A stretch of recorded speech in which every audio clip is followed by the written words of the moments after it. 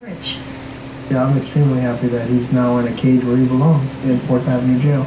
Robert McDonald Jr. was at a Phoenix restaurant with his family last night when he heard the news. The Freeway shooting suspect was under arrest. McDonald says a bus he was driving on August 29th was one hit by bullets. It's a stupid thing that he did, and now he's going to pay for it, possibly for the rest of his life in prison. McDonald is in Southern California and had to drive the stretch of I-10 in Phoenix last night where the shooting happened. I did get shaky. I did get a little concerned.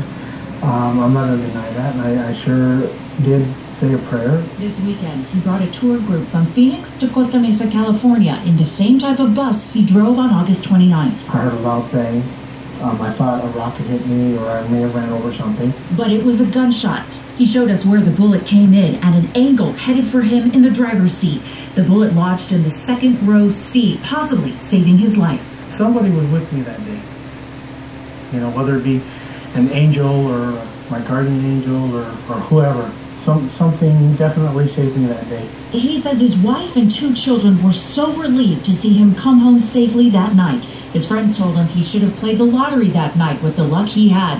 In fact, he did play the lottery that day. Funny thing is, I ended up winning $4 on the Powerball. So, I mean... Meanwhile, Merritt's family members say he is not the shooter. Here's what his father said just hours after his son was arrested. Whoever reported this and claimed my son is a freeway shooter is a moron. Have a good evening.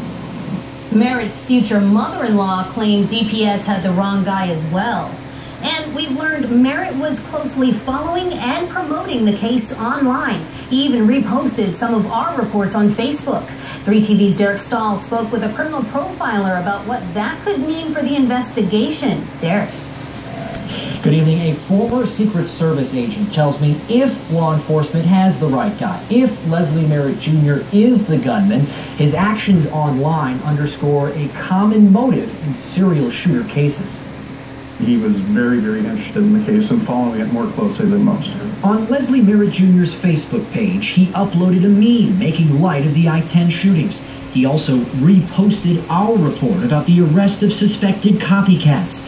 Each entry a clue, according to former Secret Service agent Timothy Franklin. He was basically telling the world, hey, look at this, look what's going on. And in essence, he was saying, look at me, look at what I'm doing. Franklin teaches in the ASU School of Criminology and Criminal Justice and is not involved in the investigation. But he says seeking attention is a common motive among serial shooters. He is important.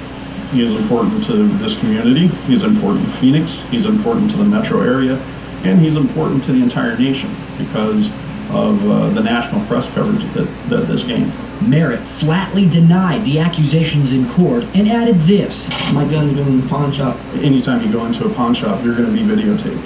And all of your actions are going to be digitally recorded. The Department of Public Safety has said Merritt's weapon was forensically linked to 4 shootings. So what does that mean? On the inside of the barrel where the bullet comes out, there are scratches and nicks that are unique to each weapon. So when the bullet leaves the chamber, it scratches and nicks the bullet. So when police collect the evidence, they will take the nicks and the scratches off of the bullet and they'll compare them to the gun. Franklin says that evidence is as accurate as a fingerprint, over 99%, and points to someone shooting not to kill, but for notoriety. And many viewers have asked us why Merritt hasn't been linked to 4 other shootings, and Franklin says the answer has to do with a bullet. When a bullet hits metal, it often breaks apart, and that takes forensic teams longer to reconstruct it and take a look at a possible match. Live in the newsroom, Derek Stahl, 3TV. And we did some digging into Merritt's criminal background. We found out he was charged in April 2013 with several charges, including assault and criminal damage. Both of those were dismissed.